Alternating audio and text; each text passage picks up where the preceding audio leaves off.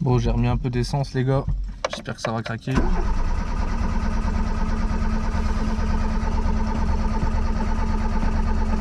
Ça va mieux craquer. Teste le redémarrage, hein, tu sais. Le dernier CT date de 2015 hein, les gars, donc si ça fait 11 piges, ça craint. Hein. Ah.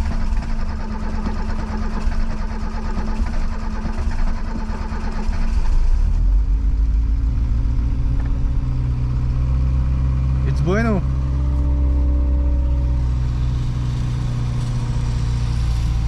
Ça démarre, ça démarre. Est-ce que ça tient le ralenti?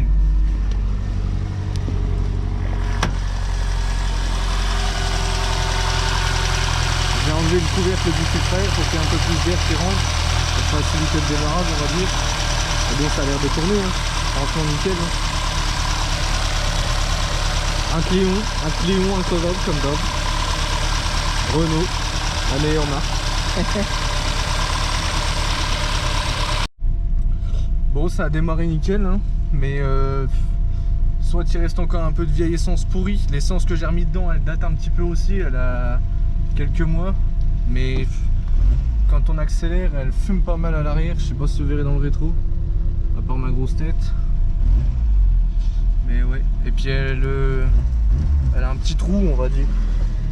Mais là elle fumait un peu moins, mais tout à l'heure elle fumait quand même pas mal. Puis ça pue un peu, tu sais. Mais le problème c'est qu'en plus là-dessus c'est une Super 5 1,4 litre catalysée, hein, donc bah c'est un peu le bordel. Ça se trouve le cata il est un peu bouché aussi. Oh un escargot. C'est pas là mon tio parce que tu vas t'envoler, ça va faire turbo escargot après. J'ai bien contrôlé le niveau d'huile avant de la remettre en route surtout, n'oubliez pas. La pompe à eau elle a l'air de tourner, ça chauffe pas mal. Les durites sont chaudes. Là-haut on voit que ça bulle un peu dans le vase d'expansion. J'ai regardé, il n'y a pas l'air d'avoir de traces d'huile ou autre dans le liquide de refroidissement, donc on verra bien. Au cas où qu'il y a un joint de culotte, parce que les Cléons il me semble que c'est quand même réputé pour faire assez souvent des joints de culotte. Donc après de toute façon nous on le changera de joint de culotte, on mettra un plus épais forcément. Mais sinon voilà, ça tourne nickel. Le toit ouvrant, il y a eu quelques jours de pluie, il est un petit peu humide, mais à voir s'il fit. Quand je vais aller la laver, je vais bien insister dessus pour voir s'il ne faut pas que je refasse un joint correctement en dessous quoi. Puis après bah, elle est en patine, elle est en vraie patine. Hein. Là Farine de Blé serait heureux avec ça. De toute façon Farine de Blé il a dit déjà que les meilleures voitures c'était les Super 5. Donc avec une patine comme ça, il n'irait même pas la laver quoi. Après j'ai 2-3 défauts, hein. Forcément il y a les bas de caisse qui sont un peu grignotés, l'autre côté il est un peu plus pire. Ici là on le voit bien. Mais dans l'ensemble ça va. Tous les coins on va dire connus sur les Super 5 qui sont complètement pourris, il n'y est pas. Ici là, il n'y a rien du tout, il n'y a que de la, on va dire de la saleté. Côté batterie c'est pareil, les GT Turbo et tout c'est la maladie, j'ai rien du tout, elle est nickel. Il y a juste là les deux, à l'endroit là j'ai tout nettoyé parce que vous voyez l'eau elle reste accumulée et de l'intérieur on le voit mieux. Là vous voyez tac, et là c'est pareil, j'ai commencé à nettoyer. À moi il faudra que j'enlève les carreaux parce que en dessous ça doit être légèrement on va dire oxydé, ça commence juste. Et à l'endroit là aussi pareil, vous voyez là il y a une légère fissure mais j'ai l'impression que c'est juste superficiel. Et à ce niveau là derrière les pare-chocs sur les Super 5 pareil c'est la maladie. Donc à voir quand je démonterai le pare-choc. Vous verrez la petite fumée là. J'espère vraiment que c'est juste parce qu'on l'a remis en route quoi. Qu'elle a pas un joint de culasse ou une connerie comme ça. Et après les badels et tout ça, tout a l'air propre. Il me manque ça, mais pareil, ça c'est la maladie sur les Super 5. Donc voilà, bien lui mettre un bon coup partout. The next day.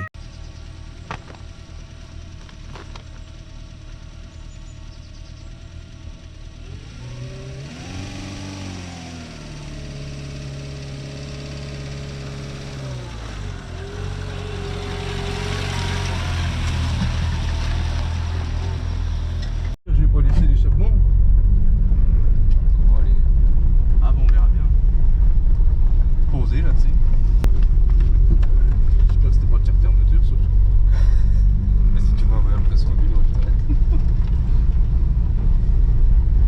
Moi je sais pas par où aller. Bah, fous-toi par là, pousse. Tu crois qu'on a perdu l'échappement? Chapeau. Ouais, il aurait changé de bruit. Non, il est encore là, il frotte encore. Ça fait peu. Voilà, je vais faire doucement. Oh la vache. Ah, le zinc qu'il envoie, il est chaud. Hein. Oh là. L'auto. Voilà, un polish, un coup de cintre, et ça repart. Michto. Carbone véritable. Bon. Salut les mecs. Renault Super 5 1,4 litre i catalysé. Nouveau projet, hein, comme vous l'avez vu. Le projet consiste à quoi? Base 1,4 litre i 1390. Montage en gros de tous les périphériques GT Turbo pour passer donc du coup en moteur turbo. Je vais vous expliquer donc dans cette vidéo toutes les différences qu'il y a entre les moteurs 1,4 litre i injection monopoint et le GT Turbo. Donc vous allez voir, il n'y a pas tant de différence que ça. Celle-ci du coup, j'ai la carte grise, elle est ok, j'ai plus qu'à la faire à mon nom. Elle date de 1993, le 0793. La première immatriculation, elle date du 0594. Qui veut dire que potentiellement, elle a eu un propriétaire de 0793 à 0594, ou alors elle est restée sur le parc et elle a eu un seul propriétaire. Donc là, je ne pourrais pas vous dire. Soit c'est une première main, soit je suis tout juste la deuxième main. Je vais vous présenter du coup dans cette vidéo toutes les pièces que j'ai déjà réunies donc, pour le projet.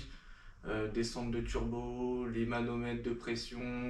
Il y en a qui vont se demander pourquoi que je prends la base d'une Super 5.5. Du coup, bah, c'est une 3 portes, hein, comme vous l'avez vu. Moi, j'ai toujours voulu, en fait, on va dire, je suis passionné Renault ancienne, donc tout ce qui est Alpine, Alpine Turbo, les R11 Turbo, enfin bref, toutes les caisses là, les vieilles Renault d'époque. Moi, je suis passionné par cette marque. Et j'ai toujours dit que si jamais j'ai l'occasion un jour d'avoir une GT Turbo, parce que ça reste quand même une caisse mythique. Le problème c'est que les GT Turbo, hein, ça coûte un bon petit billet maintenant. Moi ce que je voulais faire c'était donc du coup, de base vous l'avez vu dans mes autres vidéos, j'avais la Clio 2 1,6 litre 16S. La 1,6 litre on avait commencé ensemble donc la vidéo, ça c'était ma première caisse où j'ai fait un petit châssis, une petite prépa légère et tout. Et je voulais monter un turbo dessus mais au final le coût de revient de ce moteur sur la 1,6 litre et le résultat, je ne peux pas me le permettre. J'ai pas l'argent, j'ai pas les sponsors, j'ai rien du tout. Ou alors il est possible, mais il prend 5 ans. Et je veux pas. J'ai abandonné le projet. Elle est terminée et tout, elle roule, elle est nickel. Donc c'est mon véhicule de tous les jours maintenant. Par contre, du coup, j'ai gardé dans la tête toujours de vouloir me faire un moteur turbo. Parce que c'est, on va dire, un rêve. Donc j'ai cherché quelle manière d'avoir un moteur turbo est le moins cher possible. Et en fait, quand on regarde, il y a eu tellement on va dire, de pièces de préparation de mecs qui ont fait du rallye avec des GT turbo et tout, qu'il y a eu énormément de marques, de fabricants. Donc comme ils se tirent tous un peu la bourre sur les tarifs, et franchement pour le moteur là, le Cléon 1,4 litre, les pièces ça vaut rien du tout. Il y en a certaines qui ça vaut quand même un petit peu de billets, mais pour on va dire des pièces déjà on va dire de série et tout, ça se trouve facilement, tout est déjà prévu pour. Donc c'est pour ça en fait. soit je me faisais chier sur un projet qui allait durer 5 ans où il faut tout développer, il n'y a aucune pièce qui existe, tout faire sur mesure et tout, à se casser la tête à mort. Franchement, voilà, faut réfléchir 2 minutes. Il y en a plein qui vont me dire ouais, mais pourquoi t'as pas pris une GT Turbo? Parce que du coup, comme je vous ai dit, le tarif, non, forcément. Une GT Turbo, pour moi, il faut que si quelqu'un l'achète, il la garde le plus d'origine possible. Et voilà, c'est une caisse, on va dire, pour aller dans des rassemblements de véhicules anciens. Voilà, le patrimoine français l'a laissé d'origine. C'est comme les mecs qui font du rallye avec des GT Turbo, ou même des grosses caisses, des R5 Turbo 2 et tout. D'accord, elles sont faites pour ça, mais si tu la plies, t'es dégoûté.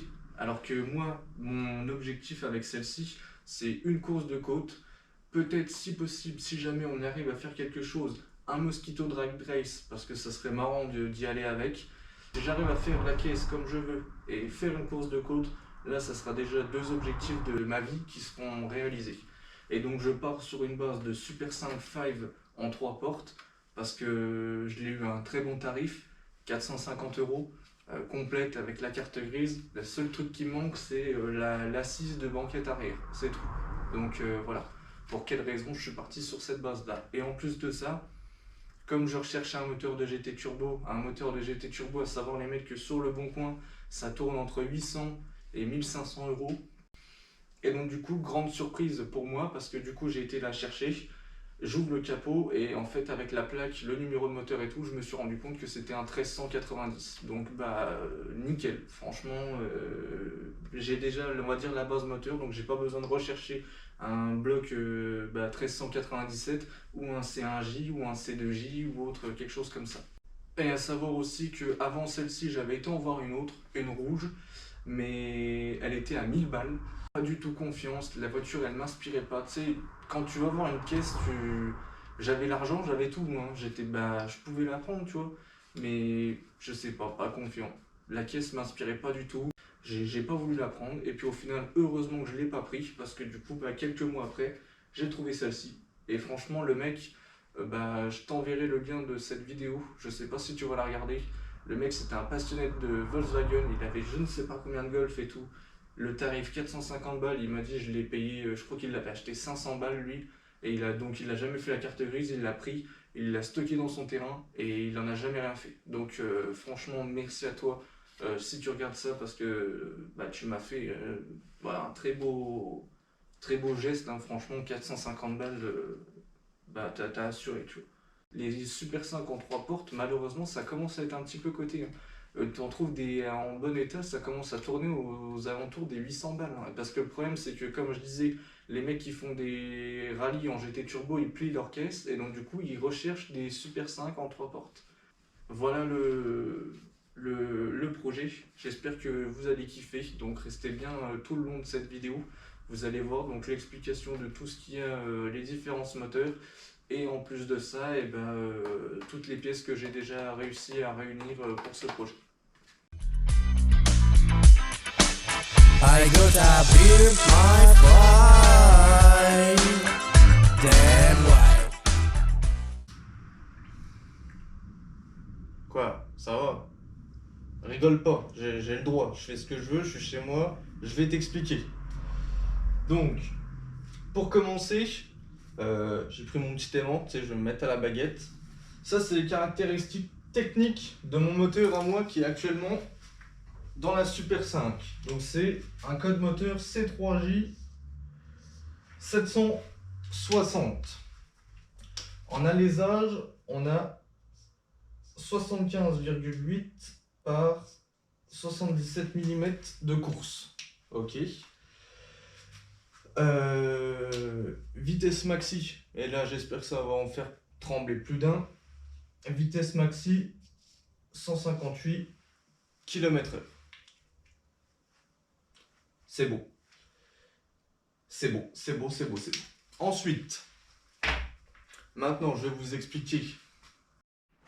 Alors, donc la différence entre tous les moteurs, donc je les ai surlignés. Moteur, le C1J de GT Turbo, le C2J, c'est une exception, on va pas en parler plus que ça. Et mon moteur, le C3J. Alors la différence, c'est qu'en indice code moteur, le GT Turbo ce sont des 782 et des 788. Ça, vous le retrouverez sur la petite plaque moteur. Moi, le mien, c'est un 760. La différence réelle qu'il y a, c'est au niveau du rapport volumétrique. Les GT Turbo, on est à 7,9 en RV comparé au mien où on est à 9. Et l'alésage, on est à 76 et en course 77 sur les GT Turbo qui donne un 1397. Donc là, on va dire que c'est quasiment un moteur de type carré. Et sur le mien, on est à 75,8 et 77. Ça donne donc un 1390. C'est pas bien grave, mais on perd quelques millimètres d'alésage. C'est vraiment rien. Le C2J, lui, ça c'est on va dire un moteur qui est à part, mais je vais pas en parler, et heureusement d'ailleurs que j'ai pas un C2J sur la voiture actuellement, que j'ai un C3J, parce qu'en RV, on est à 9,2. Par contre, le C2J, lui, il est bien en 1397 comme les GT Turbo. Mais en rapport volumétrique, le RV, on est à 9,2. Donc là, si j'aurais eu un C2J avec un RV de 9,2 comparé à un RV de 7,9, là, j'aurais été obligé de mettre un joint de culasse décomprimé pour pouvoir me rapprocher le plus de ça. Par contre, mon C3J, lui, on n'est qu'à 9. Et donc, on va dire de 8 à 9, allez, il n'y a pas grand-chose. Il va pas falloir souffler fort tout de suite avant de décomprimer, mais pour faire des essais, 9, ça ira déjà largement bien. Et, entre guillemets, là je les ai pas surlignés, il y a plusieurs C3J qui existent, donc selon les types moteurs. Il y en a 2, alors c'est pour ça que là je sais pas du tout, j'ai pas réussi à trouver dans tout ce que j'ai recherché. Le code moteur 700 et le 702, eux ils ont bien un RV de 9, par contre ils sont en 76 et 77 qui donnent un 1397. Pourquoi qu'ils ont fait plusieurs moteurs là? Franchement, j'en ai aucune idée. Donc voilà, ça c'est la différence sur les grandes lignes de tous ces moteurs. Voilà pourquoi moi du coup, je peux partir de cette base là, le C3J en 1390. Comme je vous dis, il y a quelques millimètres d'alésage, mais je suis vraiment pas sûr que ça soit ça qui fasse la différence. Ensuite, donc, injection monopoint, comme je l'ai expliqué, comparé à un carburateur. Donc, collecteur, c'est pas les mêmes, admission, échappement, forcément. Là, c'est un Atmo, le GT Turbo, c'est un turbo. Et la culasse, donc je t'arrête tout de suite. Pour ceux qui sont déjà en train de mettre des commentaires, non, ça marchera pas, la culasse elle est différente. Je vais t'expliquer tout de suite c'est quoi l'histoire de la culasse différente. Donc la différence des culasses, c'est pas bien compliqué. Donc là on a une culasse vue, on va dire du dessus d'un C3J et d'un C1J. Et là vue du côté, l'endroit qui nous intéresse le plus, on va dire au niveau des collecteurs d'échappement et d'admission, du C1J et du C3J. Elles sont inversées mais c'est pareil, je les ai notées ici. Alors la différence la plus flagrante, c'est pas bien compliqué. Sur les C1J de GT Turbo, on a 1, 2, 3, 4, 5, 6, 7. 1, 2, 3, 4, 5, 6, 7. On a 14 goujons pour le collecteur d'admission, collecteur d'échappement. La différence entre les C3J, donc là je les ai repérés ici, il nous manque 2 goujons. Et ça c'est au niveau du collecteur d'admission. Donc ça je pense, la différence c'est parce que sur les culasses de GT Turbo, forcément il y a de la pression. Donc ils ont préféré rajouter un goujon en plus pour protéger au cas où que le joint de collecteur il pète à cause de la pression. Par contre au niveau de l'échappement, on est identique. On a bien tous les mêmes goujons. Donc soit on prend le risque, on perce un trou dans la culasse, on fait un tarot, on rajoute. Soit par la suite, on remettra une culasse de GT Turbo. Mais dans tous les cas, même s'il en manque 2, pour moi, c'est sûr et certain, ça fonctionne. Alors, il y a déjà quand même 3 fixations sur le collecteur d'admission. Donc franchement, aucun problème. D'ailleurs, je suis un mec sur YouTube qui s'appelle Tuner Institute. Il a une Super 5 en 1 litre 1 5. Il a fait un projet similaire en turbo. Il a monté un collecteur de turbo. Les culasses de 1 litre 1 sont complètement différentes. Il lui manque je ne sais pas combien de goujons au niveau de l'admission et également tous ceux du bas là au niveau du collecteur d'échappement. Il arrive à avoir quand même une petite pression de turbo malgré qu'il ait des pertes, il le dit dans ses vidéos. Il y en a qui vont dire que je recopie peut-être le projet. Pas du tout, ça fait très longtemps que je veux avoir un montage turbo comme ça. Les vieilles caisses Renault, ça a toujours été ma cam, donc voilà. On revient sur la culasse. Sur la culasse, vue du dessous, la seule différence que je vois, donc sur le C3J et le C1J, ça serait au niveau des passages d'eau. Il serait légèrement plus gros au niveau du C3J. Est-ce qu'il y a une réelle importance? Franchement, aucune idée. Tout ce qui est trou, ça a l'air de correspondre exactement pareil. Même les petites tiges de culbuteur, tout a l'air de correspondre pareil. Et également, on est sur le même ordre de soupape. Alors, je veux pas dire de conneries, je sais plus c'est lesquels en tête. Si c'est admission, échappement, échappement, admission, admission, échappement, échappement, admission ou l'inverse. Mais voilà, on est dans le même ordre. Parce que comparé par exemple à une culasse GT Turbo ou une culasse Alpine, on n'est pas sur le même ordre. Vous voyez, une Alpine Turbo. Donc c'est ce que je vous disais, hein, franchement, la seule différence, le seul point négatif, c'est au niveau des goujons à cet endroit-là qui va nous manquer, c'est tout. Mais sinon, pour moi, c'est les mêmes. Et d'ailleurs, pour tous ceux qui vont me dire, oui, mais la culasse, c'est possible qu'elle fasse pas la même épaisseur en millimètres. Donc je vais t'expliquer un truc, on va dire pour le baisser, pour avoir un meilleur taux de compression sur un moteur Atmo, on rabote la culasse. Mais du coup, sur un moteur turbo, pour rajouter de la matière, il faut juste mettre un joint de culasse plus épais. Si ton joint de culasse il fait 1 mm, que tu mets genre un joint de culasse qui fait 1,9 mm, bah là tu vois du coup tu récupères des millimètres, donc tu descends en taux de compression. Et les moteurs turbo, il faut descendre en taux de compression. Donc là je vous ai remis la différence entre les moteurs. Donc le C3J, le mien, et les C1J de GT Turbo. Donc là on a le 120 chevaux, là le 115. Donc la différence, donc c'est toujours pareil, hein. Là par contre il parle des lois d'Abraham, donc ça c'est encore un truc que je sais pas ce que c'est. S'il y en a qui savent dans les commentaires, commentaires que constructifs, que des mecs qui savent de quoi ils parlent. Il y en a un que je suis assez souvent, il s'appelle Cédric Mana, il est déjà pas mal installé dans le milieu de la préparation, tout ça, il va souvent au Nürburgring, et je sais qu'avant il faisait énormément de GT Turbo et qu'elle marchait vraiment fort. Donc si jamais tu passes dans les commentaires, ou tu tombes sur la vidéo par hasard, franchement je veux bien des conseils, comme ça si tu peux m'en apprendre plus sur ce que j'aurais éventuellement oublié ou autre, franchement ça serait nickel. Et il y en a un autre aussi, alors il est plus trop actif, mais sa chaîne ça s'appelle DP Performance, il a un GT Turbo de rallye, et il était en train de remonter un GT Turbo rouge. Ça c'était pendant le Covid, donc ça date un petit peu. Pareil, lui il a l'air d'être assez calé. Et puis il a l'air d'en avoir eu pas mal, donc ou même un autre mec qui connaît vraiment les GT Turbo par cœur sur le bout des doigts, aucun problème. Si on peut rentrer en contact, moi ça peut être que bien pour moi.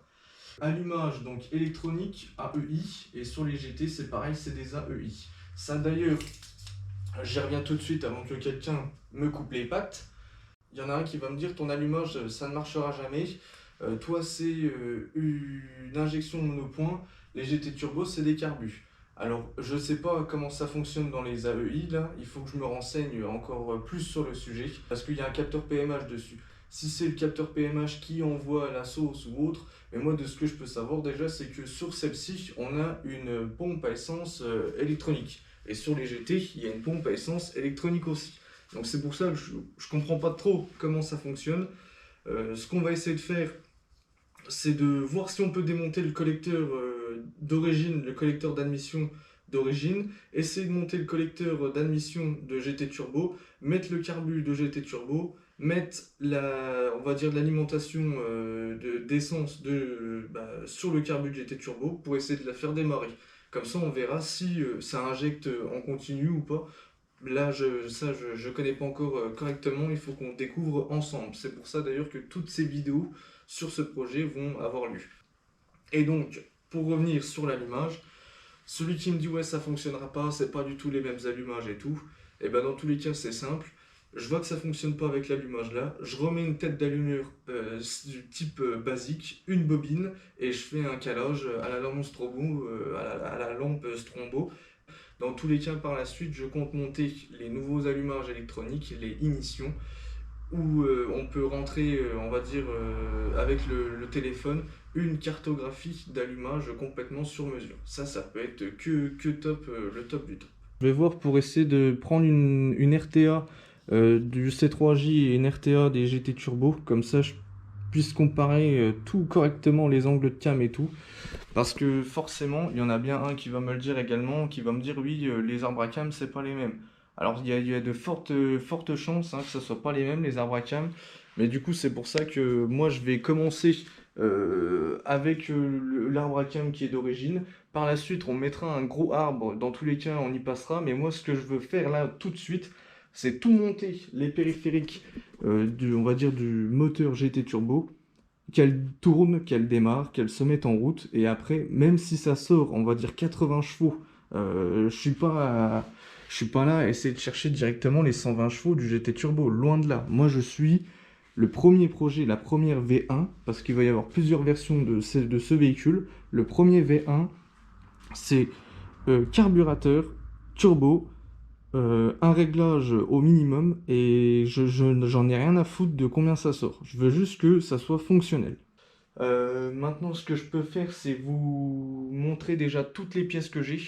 Comme ça, au moins, vous voyez que le projet, il dort pas, c'est pas du blabla, parce que j'ai déjà pas mal investi dedans. I gotta build my fight. Damn right.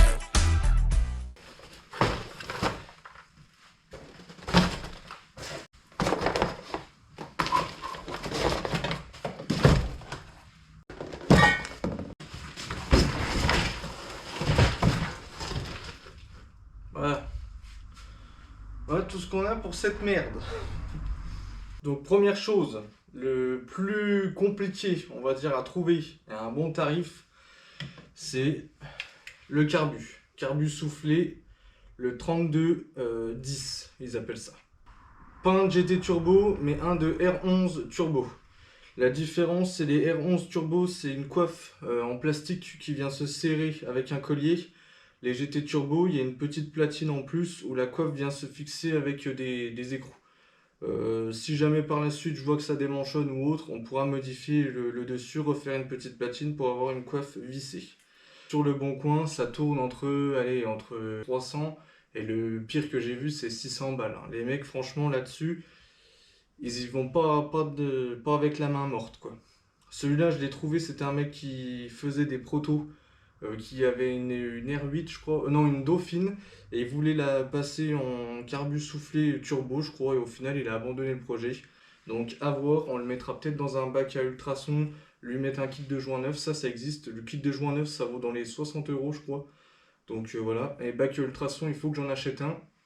D'ailleurs, si Vevor, vous voyez cette vidéo, et un bac à ultrasons, ça m'arrangerait grave. Ensuite, forcément, un collecteur d'admission. Il me manque juste une petite bite là qui sort ici. Je crois que c'est la dépression pour la Westgate ou le manot de pression. Je sais plus, faut que je regarde correctement. Donc le collecteur d'échappement en turbo. Donc là c'est un fonte, c'est un d'origine. Ensuite je mettrai un collecteur en inox, mais là comme je vous ai dit, pour le début du projet, il me faut quelque chose. Voilà, ça, les collecteurs échappement et admission, franchement, allez, pour une 50aine d'euros, on en trouve facilement sur le bon coin. Pour ce projet, le minimum pour moi c'était d'avoir le maximum d'indications. Du coup, comme c'est un carbu, on n'a pas de PC, on n'a pas une injection électronique, on n'a pas de calculateur, on n'a rien. Donc là, ça sera que du visuel. Donc pour faire un bon réglage, son de lambda AFR. Donc comme ça, on s'y approchera au mieux pour faire le réglage. Donc j'ai tout, un mano, les sondes et compagnie. Un petit coupe-circuit au cas où, forcément au niveau de la batterie, un petit coupe-circuit. Température d'huile, température d'eau. Ensuite, un voltage au cas où, pour voir si l'alternateur fonctionne correctement. Là, on est sur pression d'huile, celui-ci. Et en dernier, on est sur 2 manos de pression de turbo. Parce qu'il y en a un où c'est un capteur classique, on va dire, avec une durite qui est retransmise directement dans le manomètre. Et l'autre, la durite de pression de turbo, elle vient sur un espèce de capteur électronique. Et après, ça modifie le signal, en gros, et ça emmène jusqu'au mano. J'ai vu que c'était pas le top, donc j'essayerai les deux, et je vous redirai ça. Tout ça, de toute façon, tout le montage avec le branchement bien spécifique de tous les faisceaux et compagnie, ça sera fait sur une vidéo bien détaillée, on va dire avec l'intérieur, on fera une petite platine, tout ça avec tous les manos. Pour la pression de turbo, un petit robinet manuel avec des clics pour mettre plus de pression ou autre. Donc ça on verra pareil quand on aura le turbo. Une catch can, donc réservoir d'huile usagé, hein, au niveau de tout ce qui est de dégazage du moteur, au niveau de la, comment ça s'appelle, au niveau des renifleurs du moteur, donc tout remettre, on va dire, dans le récipient là. Donc tout ça forcément les gars, ça vient d'AliExpress, hein. Y en a qui vont crier au scandale, qui vont dire oui, toutes les valeurs vont être fausses, ça va être de la merde et tout. De ce que j'ai vu sur internet, les Ultimate Making, les Super Contest, toutes les chaînes là qui font des projets, ils montent des manos comme ça pour commencer, c'est le début, comme je vous dis, hein, les sous sont pas forcément là. Donc moi ce que je veux c'est que ça tourne, même si les valeurs on est à quelques degrés d'écart ou autre, moi tant que j'ai un minimum de visu dessus, ça me convient très très bien. Donc tout ça, ça vient de AliExpress. Un départ d'huile, on va dire pour le turbo d'origine des GT Turbo, avec son alimentation en huile pour le turbo. Et vous voyez un capteur de pression d'huile également d'origine. Et donc la fixation vient se mettre au niveau de la sonde d'huile sur cet emplacement. Donc du coup à modifier. Remettre toute une durite d'alimentation au niveau du turbo. Il me manquera tout ce qui est retour d'huile, et la durite là, je sais pas si je vais la laisser parce que je sais pas le véhicule qu'elle a. J'avais commandé, j'ai eu l'ensemble sur le bon coin, donc à voir. Tout ce qui est durite de suralimentation, pour le turbo et l'échangeur, donc ça c'est la petite durite téléphone qui revient donc jusqu'à la boîte à air pour le GT Turbo. Ça c'est la durite donc qui va de l'échangeur au turbo ou au collecteur, je sais plus. De R11, donc là comme je dis, celle-là vient se fixer sur le carbu avec la petite dépression, donc là pareil pour brancher tout ce qui va être mano et tout ça. La durite, donc pareil, celle qui va de l'échangeur au turbo ou au carbu, non celle-là va de l'échangeur au carbu du coup. Et ici une petite Westgate. Une blow-off valve, pardon, pas une Westgate. Une blow-off valve, alors c'est pas une chinoise. Là-dessus, j'ai vu par contre qu'il y avait beaucoup de problèmes. Tout ce qui était AliExpress et tout, faut vraiment éviter. J'ai pas la marque. Le mec qui me l'a vendu, c'était le mec du carburateur. Il m'a dit que c'était une APE. Et moi, quand j'ai cherché, ça existe même pas. Enfin, j'ai pas trouvé. Je me suis dit, ça y est, c'est une contrefaçon de merde, c'est une chinoise. Je l'ai payé 20 €. Et en fait, dans Google Lens, quand je la scanne, j'ai réussi à la trouver, donc ça serait sur un site italien, ça serait Scara 73. C'est des mecs qui montent ça, ils sont préparateurs Abarth et ils montent ça sur les Abarth. Donc je pense que ça coûte un bon petit billet et c'est une réelle, c'est une vraie. Ici on a une espèce de boîte à air forcée. Ça c'est ce que j'avais monté sur ma Clio 2, la 1,6 litre 16 soupape. Mais au final, je me demande si je vais pas la récupérer. Parce que sur les GT, la boîte à air, elle est vachement grosse. Et la durée de téléphone, elle vient se brancher, on va dire, sur le côté comme ça. Et donc, je vais voir si je peux pas refaire un truc en imprimante 3D. Ou faire une modif pour essayer de récupérer la boîte à air là, comme je l'ai déjà. Donc ça, c'est entre guillemets, à voir si on s'en resserre ou pas. Et le support d'échangeur, ça pareil, j'aurais pu le faire maison. Le support d'échangeur, mais je l'ai eu à un très bon prix. Je crois que le mec il le vendait 10 € sur le bon coin, donc je lui ai acheté, hein. J'allais pas me faire chier à refaire une tôle et tout machin, j'en aurais eu limite pour plus cher de refaire la tôle. Et là on passe sur une des pièces les plus belles pour l'instant du projet. Bon, on a déjà pas mal de trucs, hein, mais du coup on est sur la descente de turbo, donc en diamètre 50 mm. On est sur une Westgate interne, mais vous voyez qui est en gros qui est externe, mais en interne quand même. Et c'est surtout en fait vous avez une petite barrière là entre la sortie de turbo et la Westgate. Donc ça, je pense que ça peut être un plus au cas où il y ait trop de pression de turbo, pas qu'elle nous bloque la Westgate en décharge. Donc là, c'est une très belle pièce. Ça, c'est MHM Tuning. Je vous mettrai pareil le site. Donc c'est pas sponsorisé, hein. J'ai vu qu'ils font des lignes complètes pour GT Turbo. Je vais voir avec eux si c'est possible de m'en envoyer une parce que là, elles sont actuellement plus en stock. Et pareil, donc, du coup d'origine on a le petit support pour mettre une sonde dans le bas, donc ça peut être que mieux pour moi. Et donc si jamais, pareil, je vais leur envoyer un mail avec la vidéo là que je présente le produit. Si jamais vous voulez faire quelque chose avec moi, bah moi ça m'aiderait énormément. Tout juste reçu aujourd'hui, échangeur gros volume en alu avec le petit spal. Radiateur d'eau également, gros volume en alu, GT turbo avec le petit spal également. Franchement, ça tue à mort. Trop content. Ça va, le projet avance bien, c'est cool. Il manque plus grand chose là. Bon, eh bien, j'ai encore reçu un colis. Aujourd'hui, ça n'arrête plus. Dis donc, ça n'arrête pas ce soir. Du coup, petit boîtier porte-fusible, donc ça je pense que ça sera pour tous les manos et tout ça, pour tout mettre en sécurité, tous mes branchements, etc. Mes deux retours de carter, donc j'en ai pris deux en 1N10, ça c'est un soudé directement sur le carter, donc je vais voir si avec mon père on peut pas essayer de le braser directement sur le carter. Je pense que ça peut tenir, à voir, parce qu'en fait il n'y a pas de pression hein, sur le retour d'huile, donc à voir.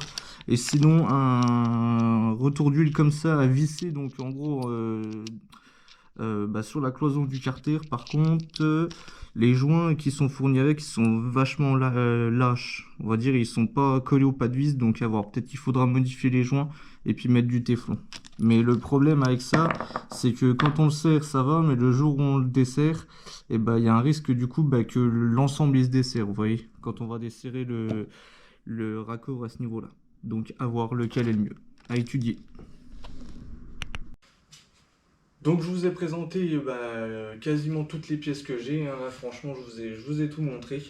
Ce qui va nous manquer, je ferai une liste sur un carton et on mettra des petites croix dès qu'on aura les pièces. Les durées de silicone, tout ça normalement je prendrai ça sur AliExpress, c'est les mêmes revendeurs que sur eBay. Sur eBay, le kit de durite d'eau, on est à 260 €. Sur AliExpress, les mêmes logos, les mêmes designs, tout pareil, on est à 100 et quelques euros. Il y a quasiment plus de 150 € d'écart. Franchement, c'est pareil, hein, c'est un petit peu de la branlette. Je ne veux pas mettre des rouges, des bleus, des trucs tuning. Moi, je veux que quand on ouvre le capot, on voit que c'est pas normal, mais que ça fasse, on va dire, d'origine. De suralimentation, elles sont noires. Je veux que ça soit très discret. Retour d'huile, de turbo, tout ça, ça je vous l'ai déjà dit. Donc à voir, mais ça pareil, hein, c'est pas le plus cher. Et donc le plus important, ce qui me manque en grosse pièce, on va dire cher, la ligne d'échappement, donc ça je vais voir avec MHM Tuning. Et le turbo forcément, donc là j'aimerais bien un GT2871. C'est pareil, là si jamais vous passez par là et que vous voulez faire quelque chose avec moi, Max Speeding Roads, je veux mettre un GT2871. Il y en a qui vont dire ça chargera tard ou autre. J'ai vu donc sur la vidéo, comme je vous ai dit tout à l'heure, de Tuner Institute, il a monté ça sur un 1,1 litre, et ça charge vraiment tard. Moi je suis en 1,4 litre. Et sur Max Speeding Roads, le GT2871 que j'ai vu, il le préconise pour des 1,5 litre jusqu'à des 2 litres en cylindrée.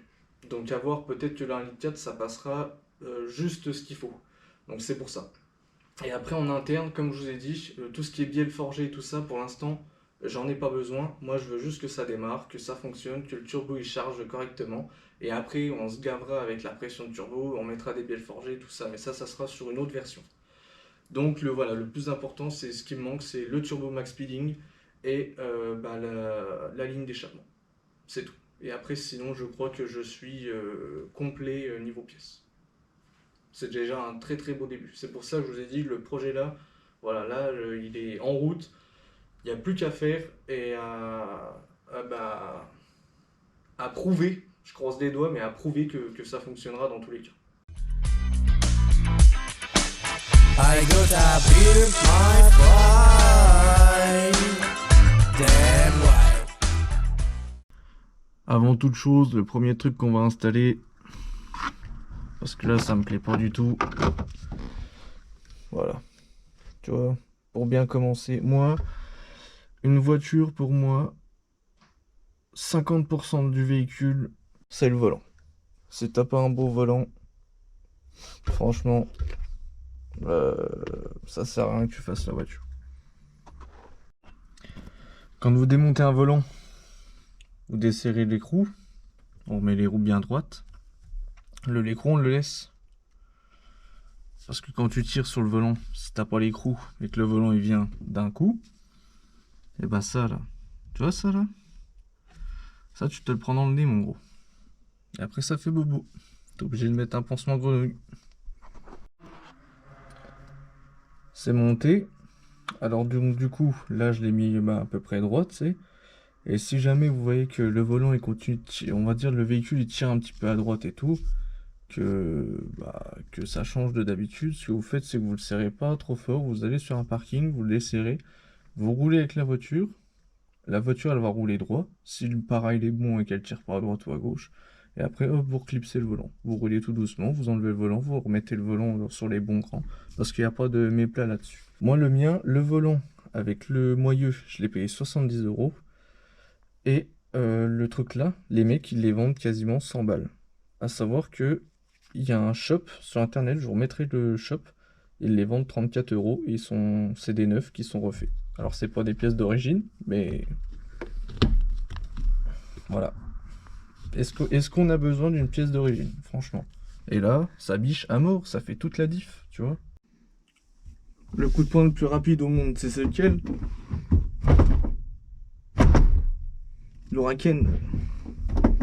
T'es mal.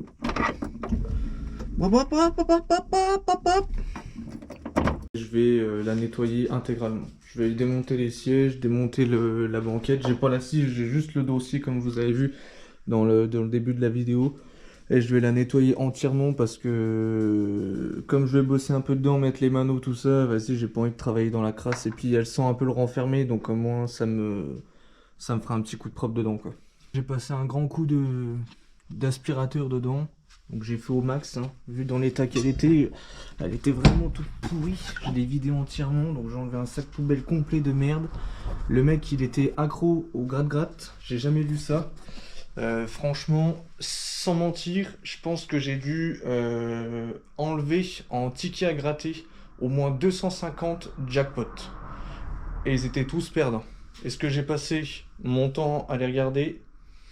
On va dire 15, et après j'ai arrêté tellement il y en avait. Et pareil, les touillettes à café, alors ça, très gros consommateur. Donc voilà. J'ai le petit trou qui est là. Et après, sinon, ça va. Ça a l'air d'aller. Mais après, à voir en démontant tout ce qui est pare-choc et tout ça. Et par contre, j'ai retrouvé un truc collector. Là, je le garde, je vais le coller sur le tableau de bord, je pense. Le tribunal de grande instance Belfort. Vous droguez? Je me crois. Drogué, vous avez l'air amorti. Amort quoi? Vous vous droguez? Hein? Vous vous droguez? Non, Pourquoi vous êtes amorti? je suis quoi? Amorti, endormi si vous Parce préférez. que j'ai pas dormi de la nuit. Et pourquoi vous n'avez pas dormi de la nuit? Parce que j'ai du mal à dormir. Ah d'accord. Bon, il y a énormément de blabla sur cette vidéo, mais j'avais pas le choix, il faut que je vous explique tout. Donc voilà, j'ai hâte que ça se fasse. Et après en esthétique, donc ça, comme je l'ai dit dans la vidéo de la partie 2 de la CX là, de mon père, je veux pas lui mettre un kit carrosserie GT Turbo.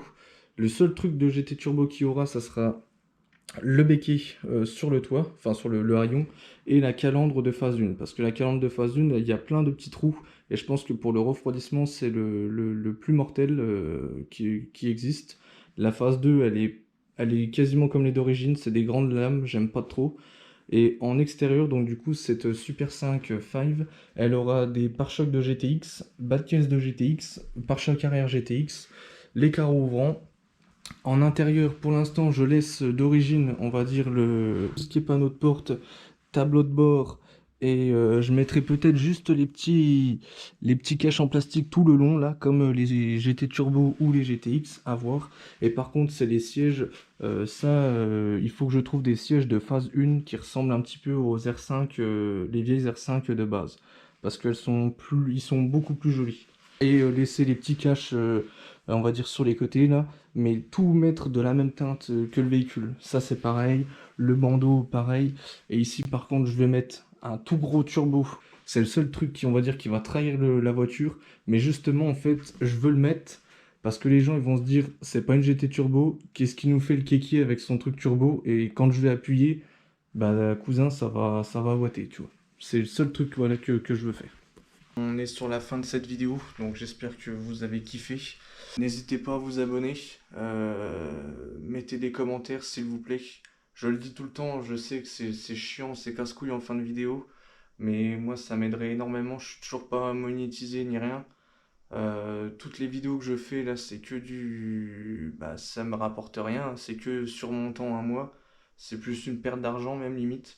Donc je compte sur vous, essayez de gérer ça au mieux. Partagez si vous kiffez le projet. Je mettrai des petits shorts, on va dire, sur l'avancement sur YouTube, sur TikTok, tout ça. Le prochain truc que je fais, je pense, comme j'ai tout nettoyé de l'intérieur, c'est comme je vous ai dit, ça sera au niveau des tout ce qui est manomètre. Là je vais essayer de me faire une grosse planche de bord, donc avec je vais faire tout un patron en carton après pour pouvoir le retailler correctement en ferraille ou alors en imprimante 3D, je sais pas encore comment je vais faire. Je vais démonter donc les sièges comme je vous ai dit, le siège passager lui je vais le ranger, le siège conducteur je vais le laisser dans le coffre, en attendant je laisserai deux vis au cas où je dois la bouger ou machin. Comme ça que je puisse correctement être, on va dire, à l'aise à l'intérieur pour passer tout ce qui est faisceau et tout ça derrière le tableau de bord, retirer mes fils et tout. Ça, comme je vous ai dit, il y aura une vidéo complète là-dessus sur tous les manomètres. Pour l'instant, tout ce qui est, on va dire, mécanique, je touche à rien tant que j'ai pas toutes les pièces, tant que j'ai pas le turbo et tout ça. Parce que si jamais je dois bouger la voiture pour X raison, machin, que je puisse la sortir, la mettre dans la rue ou autre, voilà, j'ai pas envie de tout démonter et qu'après la voiture elle soit bloquée. Donc c'est pour ça. Ça va être, il va y avoir encore un petit peu d'attente dessus. Mais ouais, j'espère que vous êtes chaud parce que moi je suis chaud patate. Et franchement, je suis en plein kiff. Là, de voir toutes les pièces comme ça et tout, je me dis que enfin, ça y est, je vais avoir... c'est un peu un rêve de gosse, hein, franchement, un truc qui marche un peu et puis qui a un turbo. Le mot turbo, moi, quand j'étais gosse, waouh, je sais pas, tu sais, genre, j'ai que 27 ans, hein, mais quand j'entendais R18 turbo, R11 turbo, Alpine turbo, tu vois, genre, c'était... de toute façon, c'est à cause de ça que je suis tombé amoureux de la marque là, hein. Malheureusement. C'est à cause du putain de turbo. Donc voilà. Allez, bonne soirée à tous. Encore un gros merci. Vous êtes les meilleurs. Et continuez vos rêves le plus possible. Il n'y a que ça qui marche de toute façon. Allez, kiss. I got a beer, my friend.